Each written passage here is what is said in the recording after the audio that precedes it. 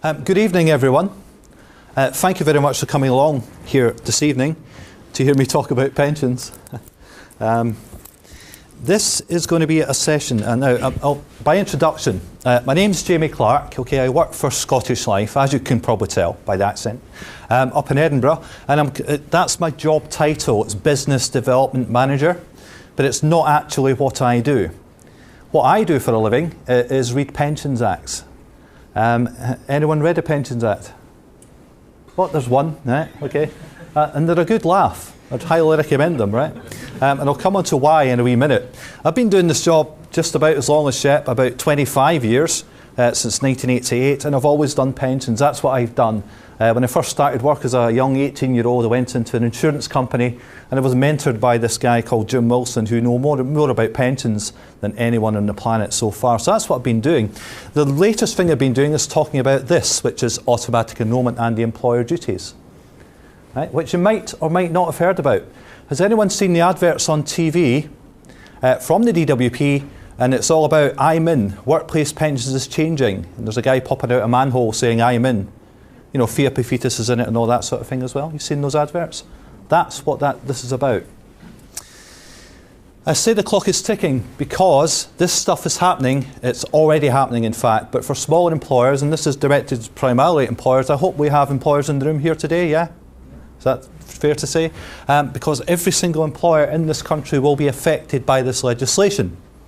It's new legislation that's been brought about to solve a crisis that's going to happen in the future if nothing is done. I'll just cover that very briefly. Great graphics here. No expense spent at all. Why is it happening in the first place? I'll talk about why these employer duties are being brought in for employers. What does it mean for employers? What does it mean for you? What are the practical issues that you will face with these new duties? Why you should plan now. Shep talked earlier on about planning. This stuff here could have, as I say, it affects every employer in the country. Some employers will be worse affected than others, and it is important that you plan as early as possible for this. Again, I'm not here to give you advice, I'm just giving you information.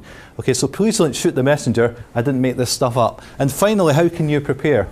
The things you need to consider as an employer with regards to these new duties, which go further than just pensions. Okay, this will affect every employer, and it will get into areas that you wouldn't have thought it would actually do. Why is it happening? Quite simply, it's our own fault. People are living longer. Improvements in healthcare, improvements in diet, all that sort of thing contribute to that, obviously. They reckon, there was some research done by someone called, there's a Methuselah Foundation. Not sure how they were set up, but they reckon the first person to live to 150 has already been born. It's massive. I think people live longer than ever before, and that will continue through the generations. Not enough people are saving for retirement, and the state can't afford to provide state benefits for pensioners in the future. I've got some nice graphs for you here that prove that. This is life expectancy. On average, in the UK, it's expected to increase to about 28 years for women, about 26 years for men after age 65. From where we are just now, it's about 21 years and 24 years. Okay, now there is a cohort of the population that's trying to drag this down. They're called Glaswegians, right? But in general, across the population, this is what's expected to happen. And it isn't just in the UK, this is happening across the globe. Japan are having major issues with an ageing population. All other sorts of countries, Greece have had problems with that as well. They've had to make cuts, they've had to increase the pension age, ask people to pay into pensions for the first time. It's a massive issue across the globe, and this is why the government have decided what I'm going to show you here. This shows the breakdown of people in pension schemes in the UK, private pension schemes. Okay, so you've got the public sector, your teachers, your firemen, your armed forces, all these, about 5.6 million people are in what we call defined benefit schemes. These are the ones that provide you with 2/3 of your salary, you know, traditionally. Quite old schemes really in this country.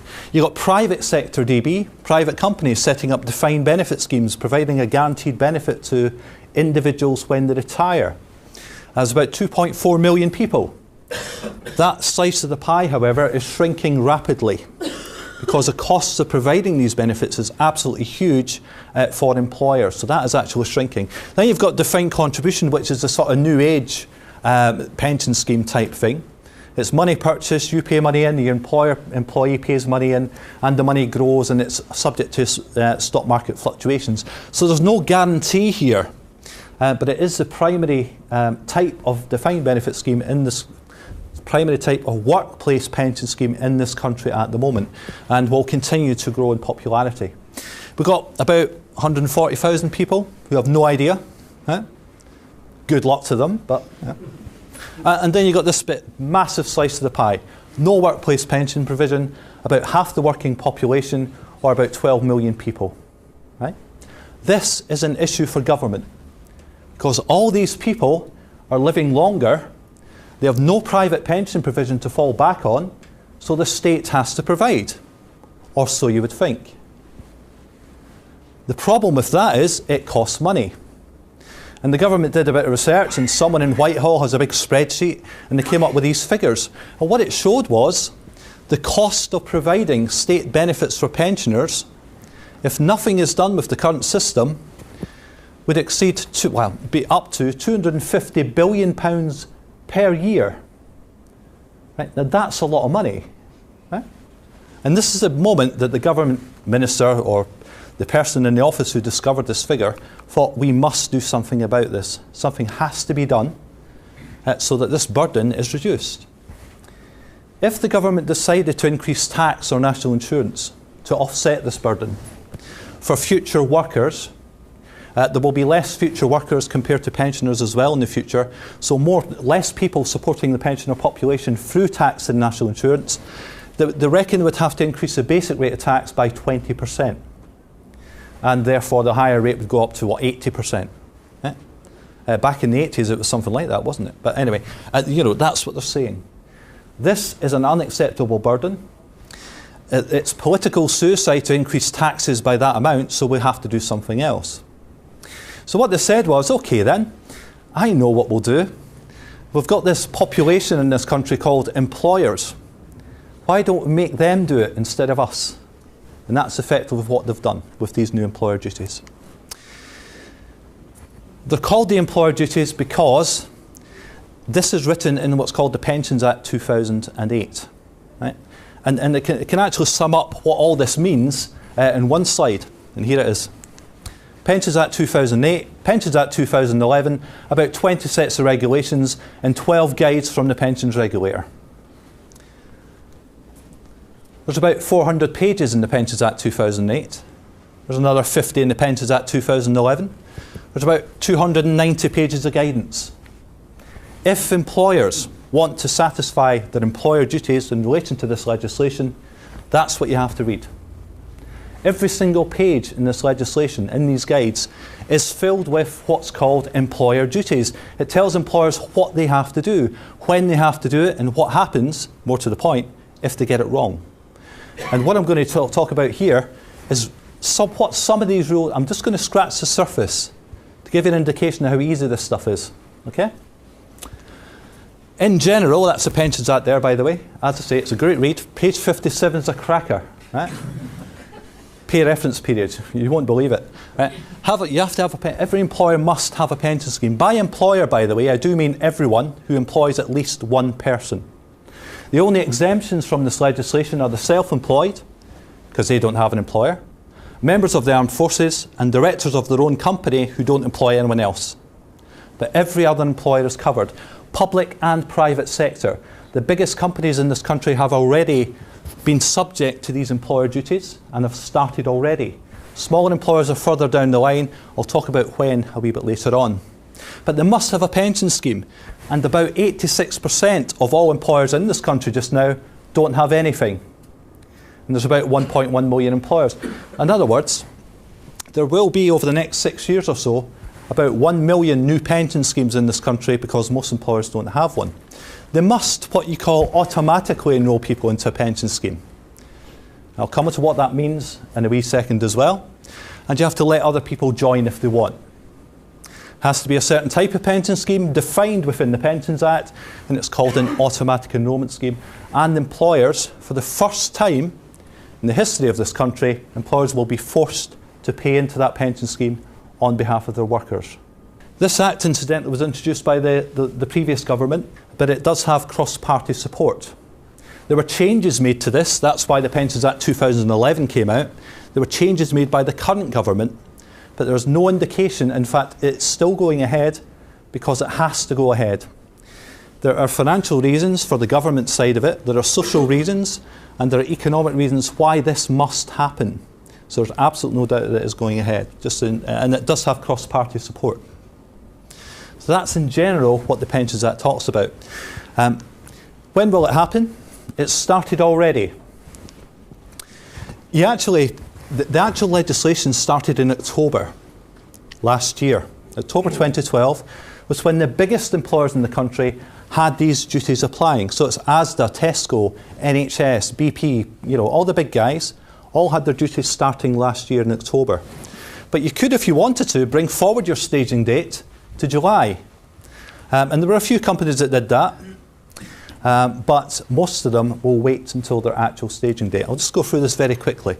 You can find out exactly when your staging date is if you're an employer, because it's already in the legislation. It's based on the amount of people you employed as at 1st of April last year. Okay, the date's already there. Speak to a financial advisor, they'll be able to tell you exactly when that date is. If you've got 250 more people, this works on a month-by-month basis, so every single month between these dates has a staging date in it. Okay, just bear that in mind. 250 or more from October 2012 to there, 249 to 50, April 2015.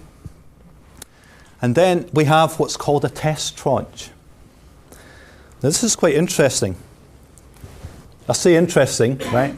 As if it's of any interest to anyone but me, but it is. It's just because I'm a pensions geek, I'm sorry. But what they've said is, right, less than 30 people who work for that employer.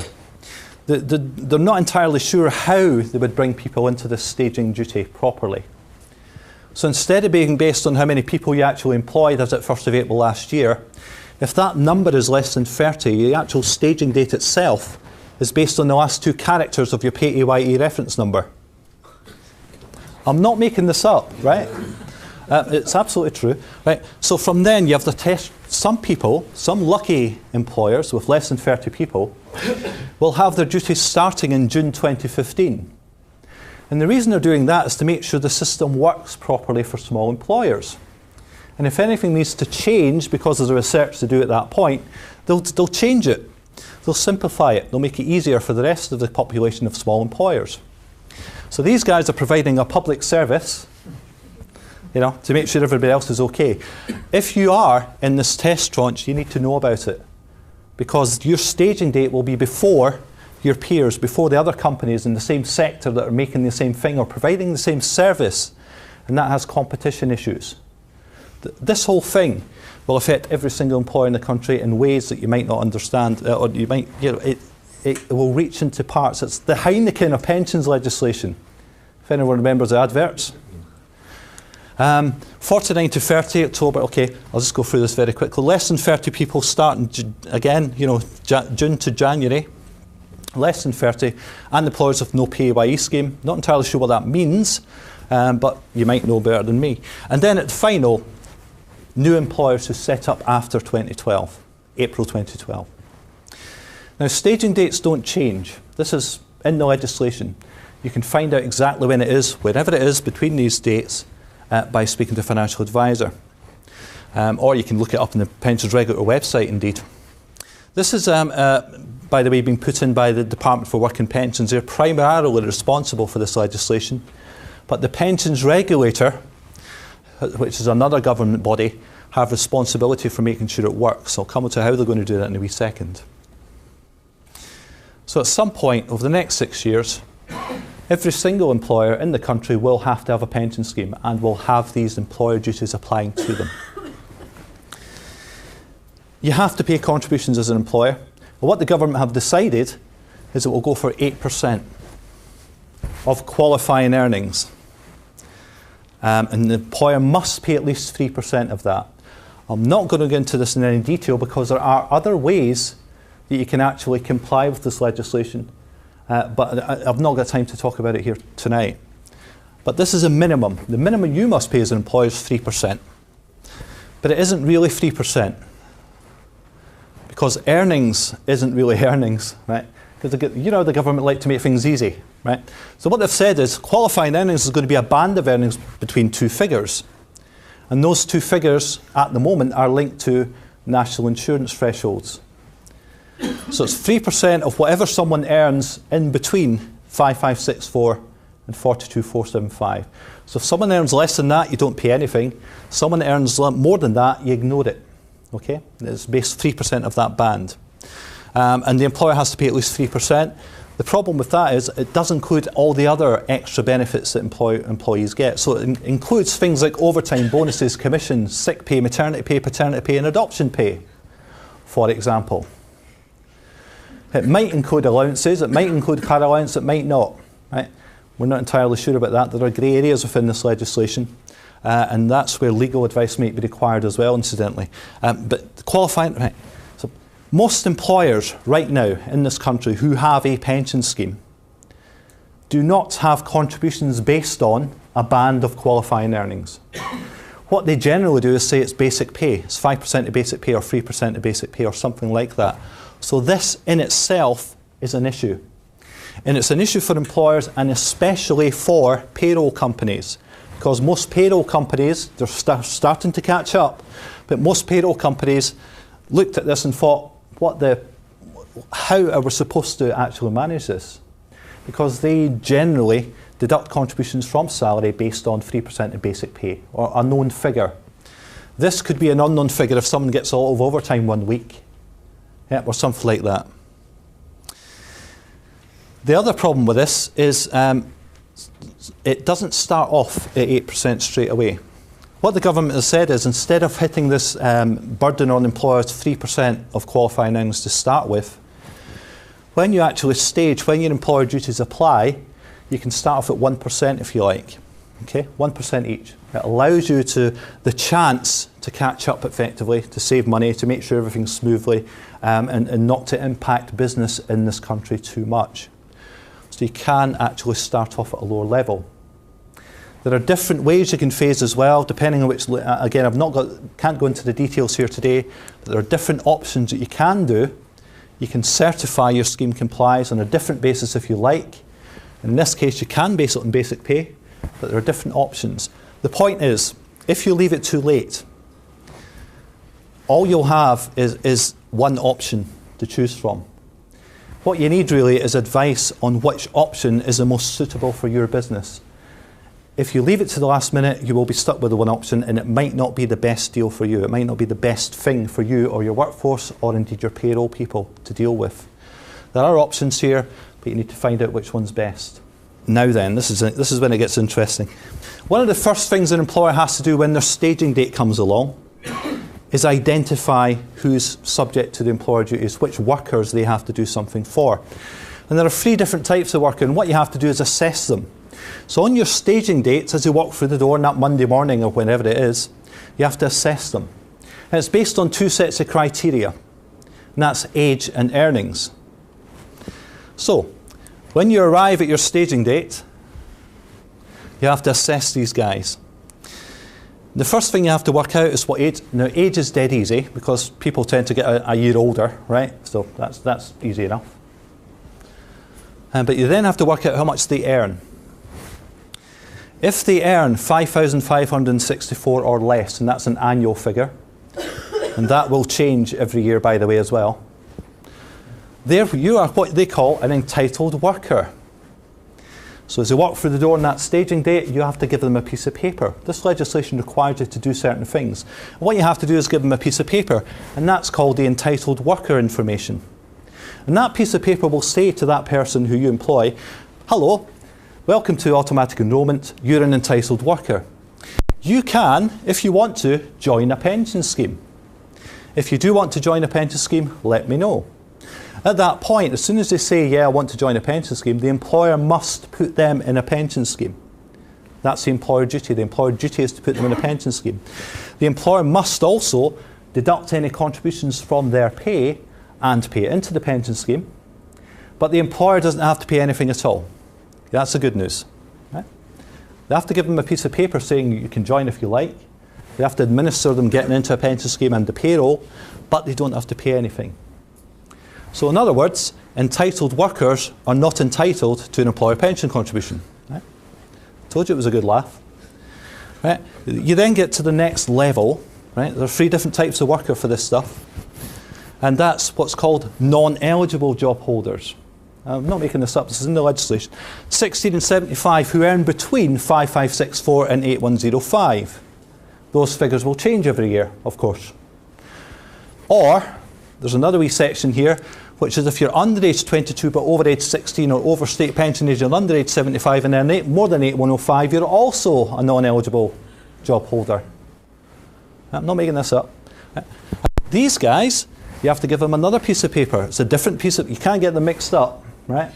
You've got to get just remember that, non-eligible job holder information. So as they walk through the door, they get a piece of paper that says, you're a non-eligible job holder. You can opt into a pension scheme. You can't say join, it's different, right? Opt into a pension scheme if you like. If you do want to opt in, let me know. If they do want to opt in, the employer must put them in a pension scheme. They must deduct the contributions that they want to pay from their pay and pay it into the pension scheme, and the employer must pay contributions as well. So non-eligible job holders are eligible for an employer pension contribution. Right? That's simple, isn't it? You then get to the next level, and this is what everyone talks about, this is what everyone understands, well, until they see this, is eligible job holders. Completely different kettle of fish. They earn more than 8105 and they are between 22 and state pension age. These people must be automatically enrolled into a pension scheme. And that does what it says in the tin. The employer must put them in a pension scheme whether they like it or not. They have no choice, the employer must do it. And when they're in, the employer has to pay contributions for them as well. Now, again, if you want to do this yourself, right, that's perfectly, you can do it if you want.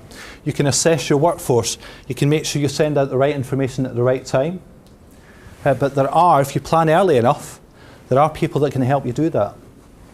We've built systems, other insurance companies have built systems, payroll systems are available, financial advisors are building up their business to help employers do all this stuff. If you don't want to do it yourself, plan early, really, that's the point. The problem with this, one of the problems with this, is that earnings, that's annual figures, but you don't actually use annual figures when you assess people. What you have to do is you have to assess them based on what they earn during a relevant pay reference period, and this is a good bit. And what that means is, those figures are just described divided by 12 and rounded a wee bit, okay? So it's £676 per month. If you pay people monthly, what you basically have to do is assess them based on how much they earn during that month. So if they're over that trigger, it's automatic enrolment. The problem is, a lot of people don't actually get paid the same amount every single month. They might, that might be a particularly good couple of months where they get a lot of overtime. Then they go back down to the sort of normal level. Then they're off on holiday or off on sick pay or maternity pay or something like that. Then earnings go back up and they get a bonus at the end of the year. And the point is, right, you have to continually assess earnings to make sure you perform the right duties at the right time. It isn't a one-off process. It isn't at your staging date and forget it. You have to assess people. They might start off eligible. If you have someone who joined your company in March, for example, they're non-eligible, right? So you have to let them opt in if they want. If their earnings increase in the future, you must automatically enroll them at that point. Right, so they might start off not being automatically enrolled, but eventually will have to be automatically enrolled. And that applies even if you're an entitled worker. If your earnings go up, you must be automatic. So there are triggers here that you have to be aware of. One is age. Someone reaching age 22, that's a trigger, automatic enrolment. Someone's earnings go above this threshold, automatic enrolment. Okay? That's easy enough. It's, well, relatively easy if you've got monthly paid people, but that could be weekly paid people. You have to keep an eye on people's earnings on a weekly basis to make sure you do the right thing at the right time. Right? Sorry about that. That's kind of the easy bit. The more difficult bit comes when you actually look at what you have to do as an employer. And again, there are people that can help you do this. Right? You don't have to do it yourself, but you can if you want. And this is called, it's just looking at what the employer actually has to do with that person when they assess them as an eligible job holder. What you've got there is the day the worker starts when they walk through the door. You give them that piece of paper. From that date, you have what's called a joining window. Now you have a maximum of 3 months to do that. Normally you have to do it within 1 month. Okay, you have to do all what I've described in 1 month, but you can extend it if you want. We think you probably do want to extend it. All right. If you do want to extend it, though, you have to tell people you're extending it, and you have to let them join beforehand if they want. And you have to issue what's called a postponement notice. Now, there are 4 different types of postponement notice that you have to give people. Right? Again, there are 4 different types of postponement notice. Which one do you want to use? What is the effect of each one? Planning for this early will be very important. Once you get to the date that you actually say you're an eligible job holder, you have then what's called contributions deducted. The day you assess someone as an eligible job holder, contributions must start to be deducted from their pay the next again payday. Okay? They must start at that point. That then kicks off what's called a communications window in which you must give them certain information. And that information must be delivered within 1 month. If you don't, by the way, you're in breach of the Pensions Act. We'll come to what that means in a wee minute. So you've got them in, right, because they've no choice, they're in. You sent in the communications, and that then kicks off what's called the opt-out window, where people that have been automatically enrolled can opt out. Huh? You can see they're thinking, you can't opt out until you're in, so they get people in first. Yeah? So they can opt in, and what they'll get is they'll get a bit of paper that says, this information here will say you can opt out if you like. If you do want to opt out, get a hold of the opt-out form. If someone does want to opt out, however, okay, they cannot get the opt-out form from the employer. The employer isn't allowed to hold the opt-out form. And basically the reason for that is the DWP, quite cynical about employers, think that they may print off a wee supply, right, and start handing them out, or leave them in a nice handy pile by the coffee machine. Employers are not allowed to influence people's choice of whether to opt in or whether to opt out. That's illegal. Okay? New employment law coming in that says that's illegal. If they do want to opt out, they have to opt out within 1 month, and they have to get the opt-out form. So they would get that form from someone like whoever the pension scheme is with, the pension provider, the insurance company. So we would send it out to them. Now on the form, right, when they get it, it'll say something like, you're opting out of pension saving. Are you nuts? Huh? Because the government want people to stay in, right? No, that sort of thing. And it'll say something like, if you want to opt out, fill in the form and send it back. And by the way, it also says in the form, if your employer has forced you out of the pension scheme, call this number. Huh? They don't want people being influenced by the employer about pensions. All the duties are on the employer, but the employer isn't allowed to influence. So if they do want to opt, say they do want to, right, can't be bothered with pensions, they're going to opt out, they do opt out. They send the opt-out form back to the employer, because the minute the employer gets the opt-out form back, they must stop deducting the contributions and refund any that have already been taken in the next pay. Okay? Or if payroll is closed for that period, the next again payday. This in itself is a major issue for some employers. I was speaking to the pensions manager at DHL, you know, the parcel company up in Glasgow. He's based up that way. And I was asking, we were sitting at a dinner, one of these event things we go to, one of these pensions events. I was sitting at the dinner having a steak and a wine. I used to think it was steak, right? But we were talking about this stuff. And I was asking him, I said, what's the biggest issue? And he said, well, we have a lot of guys that come over from the continent and work for a few months. Right? So they're seasonal, temporary workers. They're only here for a short time. I said, but I'm going to have to do this for them, because this doesn't just apply to UK employees, it's anyone who has a contract to work in the UK. So he has a lot of guys, he's going to be deducting weekly contributions from them. It could be 20 pence, could be 40 pence, could be a couple of pounds. And he knows they're going to opt out. They know they're going to opt out. But he still has to do this. And his payroll people are banging their heads against the table thinking, this is going to be a nightmare. Right? What I think will happen in the future, incidentally, is that this will disappear completely. And it will be fully compulsory for everyone to be in a pension, but that's something for the future. So anyway, this guy has opted out, right? He doesn't like pensions, doesn't like whatever that is, can't afford it, right? That's a common thing we get told. I can't afford pensions. Doesn't matter, you're in, you have to opt out. If they do opt out and they still work for that company 3 years later, they will be re-enrolled by the employer. The employer must re-enroll them every 3 years if they opt out. And this process starts all over again. Okay? The general idea about this legislation is to get people into pension saving. The employer must do that. If you keep re-enrolling them every 3 years, sooner or later they'll forget to opt out. Right? That's the idea.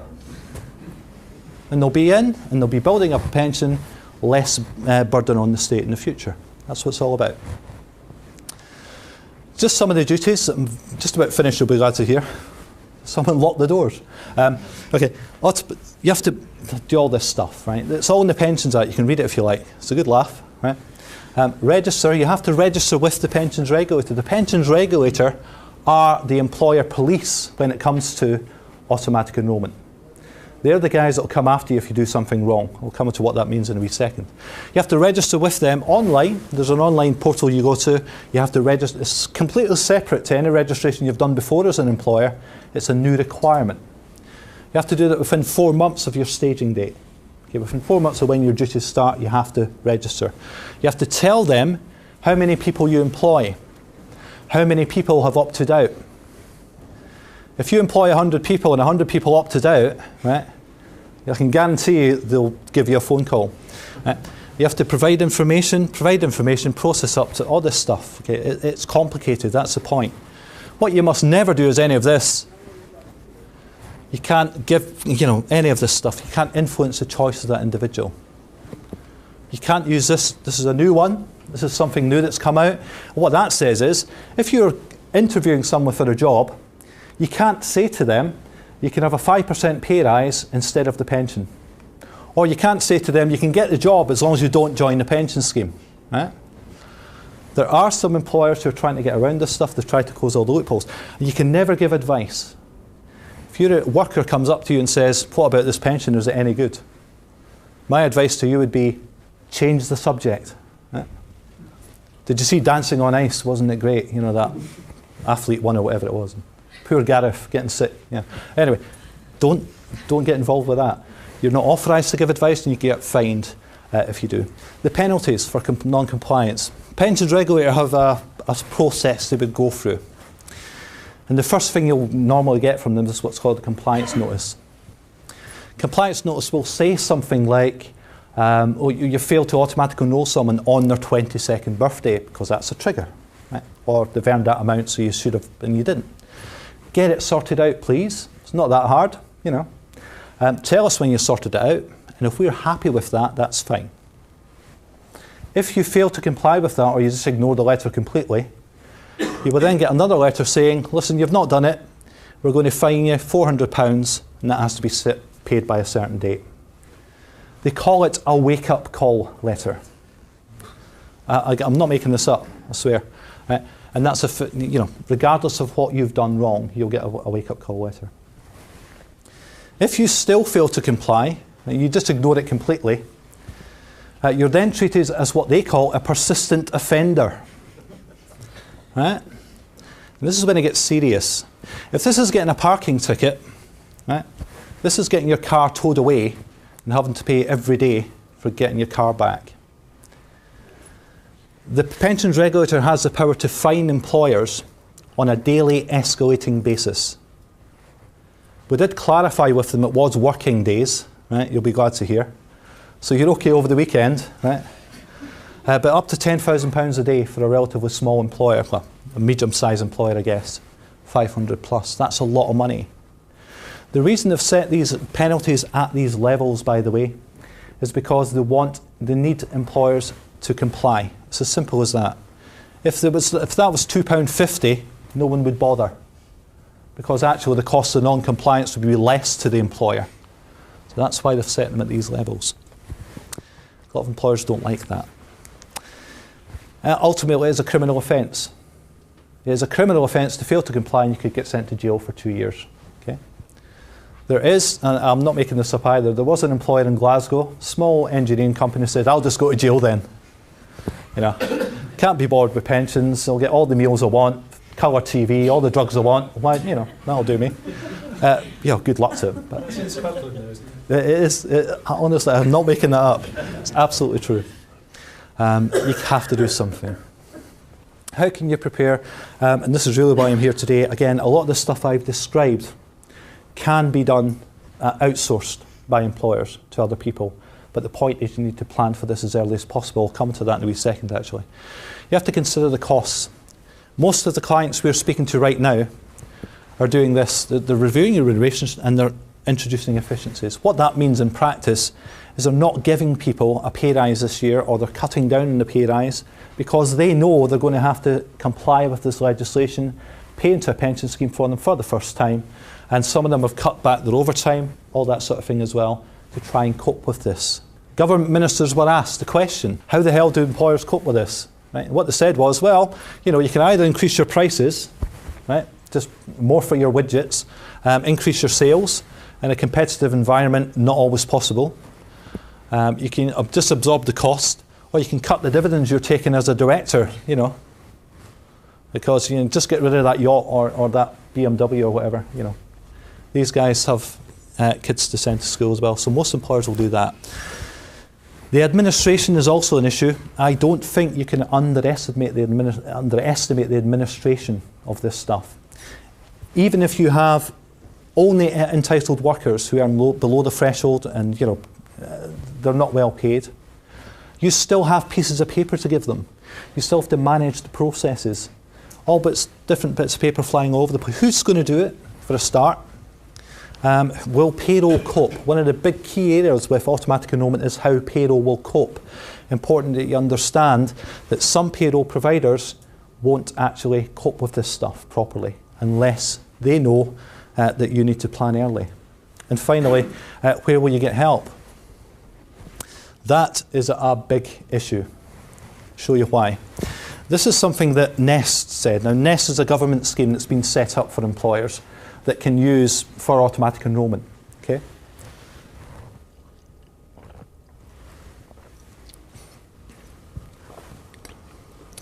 I'm going to talk about Nest briefly before I go into this quote. Nest has been set up by government. It costs about £780 million, right, of taxpayers' money to set up. Now, what it's designed to do is get to the part of the market that we can't. Right? Traditional providers like Scottish Life normally wouldn't provide a scheme for a very small employer with high turnover staff, for example. So that's why Nest has been introduced. It is effectively the government's catch-all. It's a safety net for employers who can't find a pension scheme anywhere else. Every employer has to have a pension scheme. You can either get one with us or some other provider, or you can use Nest as a last resort. That's basically what it is. The point about Nest is it probably won't be suitable for many employers. And again, planning for it properly is important to make sure you get the right scheme in place, to get the right pieces of paper in place before it all happens. And there's a good reason why they're saying this, and that's because of the amount of employers out there who have nothing at the moment. This is a graph. I've got two colour graphs for you tonight. This is the first one. This is employers. Right? This is staging dates along the bottom. I know you can't see it from where you are. This is staging dates I described earlier. And this graph basically shows the amount of employers who have a specific staging date. And this is employers with more than 50 people who work for them. So what this shows is that next year, that's May 2014, so next year, there will be up to 12,000 employers with one staging date. And what that means is, if you leave it to the last minute, it'll be a matter of get to the back of the queue. There are 11,999 other employers waiting for a pension scheme. If you don't prepare early, this is employer size between 160 and 89. I'll come into the smaller ones in a second. If you don't prepare early, you could be stuck in that queue.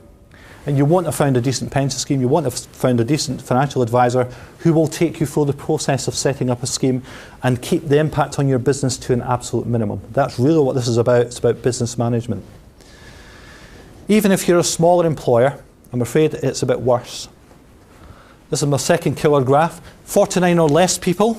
Right? The first thing you'll notice is that the scale on the left has increased by tenfold.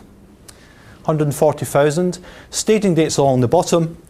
Small employers with staging dates between now and 2018. At its peak, current UK employers, there will be up to 98,000 employers with one staging date.